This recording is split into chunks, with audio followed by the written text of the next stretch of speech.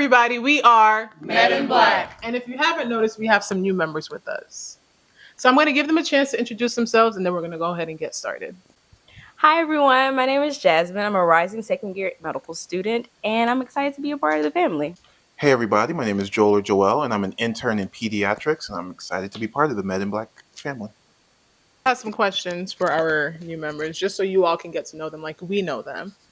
Jazmine, just basic stuff. How many times did you take the MCAT? Did you have to apply multiple times, or was it kind of like a straight shot for you? Yes, so I've taken the MCAT twice. I've applied 2. It's technically 3, but that's a different story that I can save for another video. Joel, same question for you. How many times did you take the MCAT? How many times did you have to apply into medical school, or was it a straight shot for you? I took the MCAT once, and it was a straight shot, and now I'm a pediatrician. It's just too quick. Okay, maybe it's not that easy for everybody, but congratulations. I mean, all right. Thanks. That'd be nice. Must be. All right, so Jazmine, where are you from and what do you like to do in your free time? All right, so I am from a very small town in Mississippi by the name of Macomb, Mississippi. And some things that I like to do include gardening, cooking, and hanging with my dog. What's your dog's name? Helix, like What kind of DNA dog is he? Helix. He's a Boston Terrier. Cool. Joel, same question. Well, first, I don't have a dog. But Why? Because he's scared. because I just don't like, we just don't get along. Dogs and I don't get along. He's scared of dogs. But I was born in Kansas, grew up in Orlando, Florida, and before medical school / internship, I used to enjoy cooking, reading, playing basketball. I still enjoy most of the same things, just on a much tighter time frame. This is for Jazmine, and then I'll modify it for Joel afterwards. But Jazmine, what do you think were some of the biggest struggles that you faced when it came to getting accepted into medical school, and also as a first-year medical student?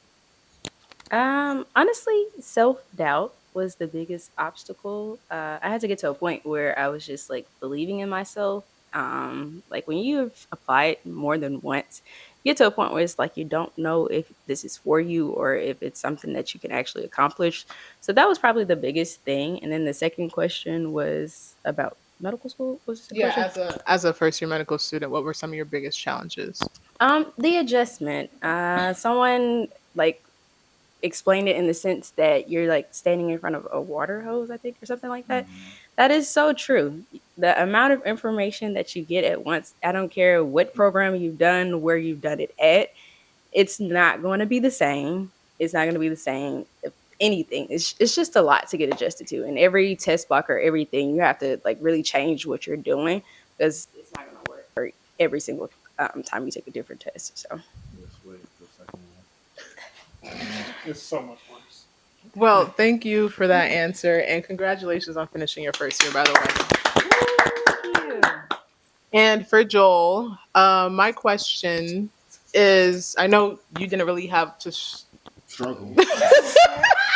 That's not true. No, it's very Not true. I know that your path to medical school is pretty much more straightforward than the rest of us, but what would you say were your biggest challenges during your medical school career, and now as an intern, how has that transition been like, and what has been the most difficult and rewarding aspects of it? So I think I'll start a little bit before medical school. Just like not having any family that really knows the system, just knowing what to do as far as applying and what to expect, that was a lot and very daunting. Fortunately, I knew people who were applying around the same time as me, and they kind of helped me figure out what to do. So God bless them, because otherwise wouldn't be where I'm at.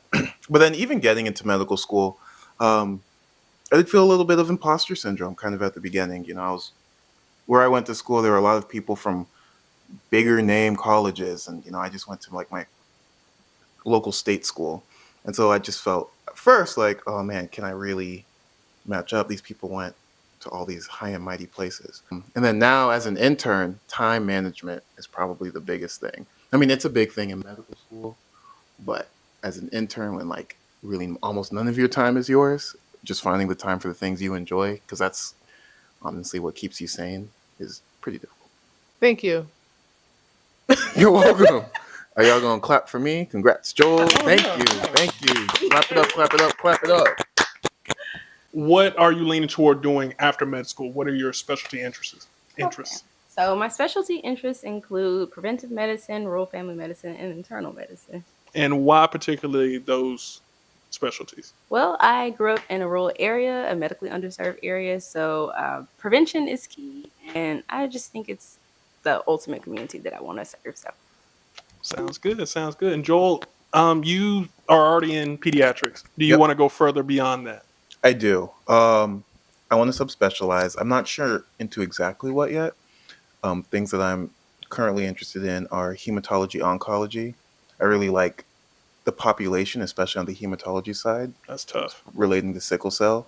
There's also a lot of research, I think, potential for research on that field because our medical management is not optimal, at least at the moment. But the oncology side has actually gotten a little interesting to me too. Another field that I'm interested in is endocrinology, just because the physiology just makes sense from every aspect. Like this leads to that, so you can easily follow. And a surprise for me this year was I actually really enjoyed my cardiology rotation. I think overall I just enjoy dealing with sicker patients, and then seeing them get better is kind of the best. Joel's going to change the world. That's what it sounds like. Yay! I hope so. And what drove you into pediatrics? I didn't know till pretty late. I came into med school thinking I wanted to be a vascular surgeon. I still think surgery is super cool. Vascular surgery is the coolest of all of them. But um, there was when I was doing my rotations, I did my peds rotation, but like I also did my neurology rotation in pediatrics, and I hate neuro. No offense to any neurologists out there. Me too. But it wasn't as bad because it was kids. And that's when I realized that this is really the population I want to work with. And then I've always kind of had a passion for like mentorship and teaching. I was a substitute teacher for a brief time before medical school. We'll talk about that later. And in pediatrics, like in every patient interaction, it's almost inherent. You're either teaching the kids something or you become like a mentor figure for those kids that you're taking care of for a long time. Or you're teaching parents something, even in like those office visits. So it just fit all my interests. So I had to go into pediatrics. For the sicker children, how do you find it not hard to bring home some of that trauma with you back home? Because some of them may be sicker than others, and you have to keep it as professional. It's tough. I've always been of the mindset that work is work, home is home. So I really try. I mean, it's so hard now, especially with computers, to not bring your work home with you. But I really try to set that boundary so that when I'm off, I'm off. I'm still thinking about them, but I try not to dwell on some of the sadder cases. Well, fun fact, actually, Joel actually did think of the name MEDnBlack. Hey, This was an idea that we had brewing for years before we actually started it. But just throwing it out there, he was the mastermind behind that name. So it kind of like is a full circle moment, bringing him on, with the team. And so yeah, Jasmine, what are some things, or what is the thing that you are looking most forward to with MEDnBlack? honestly, I enjoy the community. I also like the mentorship aspect of it. So, being able to speak with students who are pre med or students that are already in medical school, just having that aspect and I like the community. So, And I guess I can ask you the same question, Joel.